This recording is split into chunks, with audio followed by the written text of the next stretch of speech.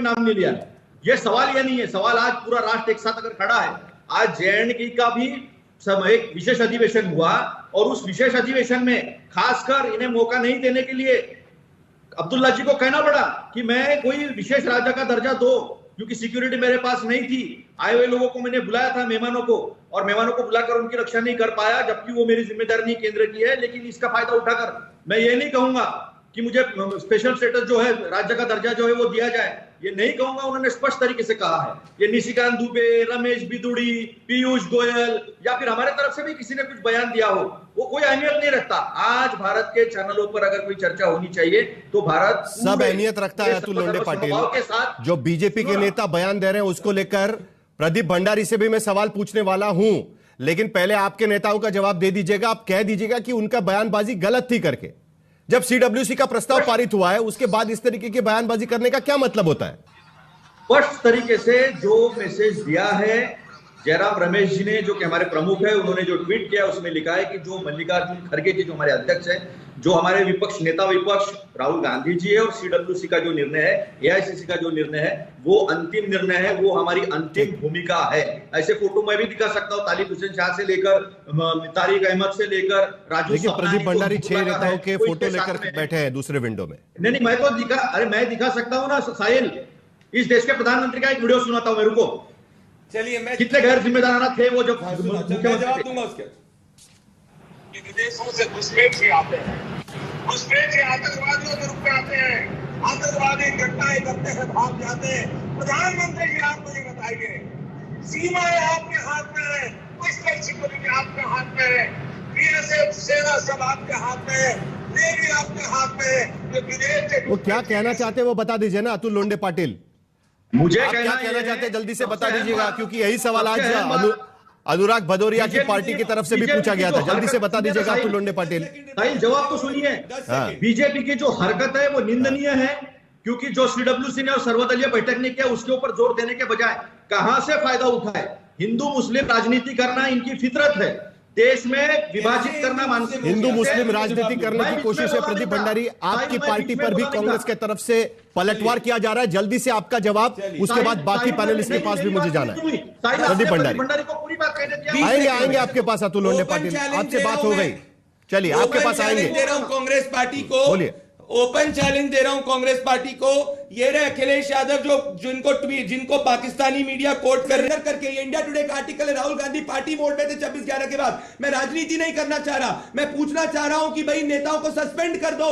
हमारे किसी नेता के बयान को पाकिस्तान नहीं कोट करना। पीयूष गोयल के बयान को कहा गया है कि इस देश के खिलाफ एक्शन लीजिए। शशि थरूर भी यही चलिए, जरा मुझे प्रदीप भंडारी एक सवाल का जवाब आप भी दे दीजिएगा।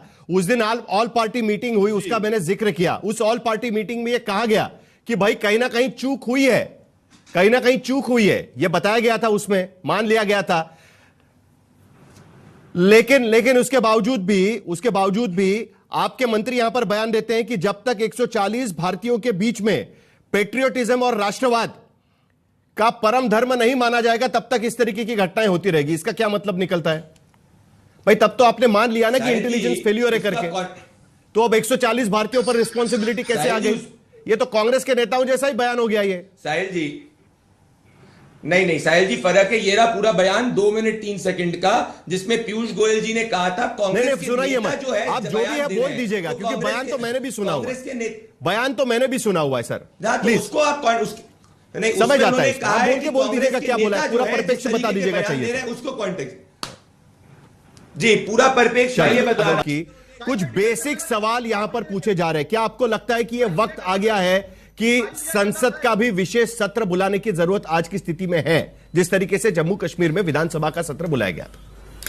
साहिल ये गलत है। देखिए, पहलगांव में जिस तरह से हुआ, जो आतंकी घटना पहलगांव में हुई, हमारे अपने निर्दोषों को किस तरह से पाकिस्तानी आतंकियों ने किस बेरहमी से उनकी हत्या की, और वो जो देश के फ्री जिसको बोलते हैं ना, हिंदुस्तान में अपना घूमने गए थे, तो ये जिम्मेदारी तो सरकार की बनती थी ना। सवाल तो पूछे जाएंगे सरकार से। अब सरकार कैसे सवाल का जवाब दे रही सोचिए। उस नेता ने ये बोला था, उस नेता ने ये बोला था, उस नेता ने ये बोला था, उस नेता ने ये बोला। अरे किसी नेता ने कुछ बोला, लेकिन आप बताओ आपका सिक्योरिटी सिस्टम कहां था जिससे हमारे 26 हमारे भाई हमारे बीच में नहीं रहे? उसका जवाब दीजिए ना। कहां था आपका इंटेलिजेंस डिपार्टमेंट? उसका जवाब दीजिए ना। किसने क्या कहा उससे हम आपस में निपट लेंगे, क्योंकि हिंदुस्तान में ये बात हो जाएगी आपस में। लेकिन ये बताइए कि हमारे 26 लोग हमारे बीच से चले गए, हमारी बहनों का सिंदूर उजड़ गया, छोटे बच्चे के उसके सिर से उसका बाप का साया उजड़ गया। एक बाप अपने बेटे की शादी करता है और 10 दिन बाद उसकी अर्थी विसर्जित करता है, वो उसको ये दिन देखना पड़ता है। आपकी सरकार की नाकामी की वजह से सवाल इस पे नहीं होगा क्या? आप सवाल विपक्ष से बार बार पूछ रहे हो, इसने ये बोला, उसने वो बोला। ठीक है, जिसने जो बोला हम देख लेंगे, लेकिन आप बताइए लगातार ये जो घटना है, एक घटना हुई है 21 मार्च 2015 में 6 लोगों की मौत हुई थी, 27 जुलाई 2015 में 10 लोगों की मौत हुई, अगस्त सितंबर 2016 में भी 5 लोगों की मौत हुई, फिर उरी में हुई घटना, यहां पे 23 हमारे जवान शहीद हुए। फिर उसके बाद आपको पता होगा 14 फरवरी 2019 40 सीआरपीएफ के जवान शहीद हुए। अब हमारे यहां बीच में 26 लोग यहां पे शहीद हो गए। आप बताइए, हमारे लोग शहीद होते जाते हैं और आप विपक्ष पे सवाल उठाते रहते हो। सवाल तो आपसे पूछा जाएगा ना। आप ही तो कहते थे ना, मुझे याद है बॉम्बे में अटैक हुआ था, बॉम्ब ब्लास्ट हुए थे, उसके तत्कालीन गृह मंत्री ने इस्तीफा देना पड़ा था, इस्तीफा दिया था। तो सवाल ये सब बात का होगा। आप जिम्मेदारी लेने से बचते हो, सारी जिम्मेदारी विपक्ष में डालना चाहते हो, कोई कार्रवाई अपने ऊपर करते नहीं कि सिक्योरिटी लैब्स कैसे हो गया, कौन अधिकारी जिम्मेदार थे। आज 6 दिन होने को आए, आपने क्या उस जिम्मेदारी तय की? कौन थे जिम्मेदार जिसकी वजह से नाकामी की वजह से घटना हुई? क्या उनको आपने टर्मिनेट किया या उनको सजा दी? बताइए आपने क्या किया? 6 दिन हो गए। किसकी आप बताइए किसकी नाकामी की वजह से वहां पे इंटेलिजेंस डिपार्टमेंट फेलियर हुआ? ये पाकिस्तानी हमारे यहां अंदर घुस गए, हमारे अपने लोगों के साथ खून की होली खेल के चले गए और हम देखते रह गए और हम राजनीति कर रहे बैठ के यहां पे।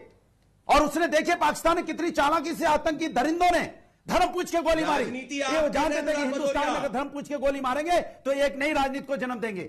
वो नई राजनीति को जन्म देना चाहते थे और हम उनके ट्रैप में फंस रहे। हम नई राजनीति को जन्म देना चाहते थे और उसी तरीके से देश में हो रहा है कहीं ना कहीं। अनुराग भदौरिया उसकी तरफ इशारा करने की कोशिश कर रहे हैं। उन्होंने आपको फोन करके किया क्या?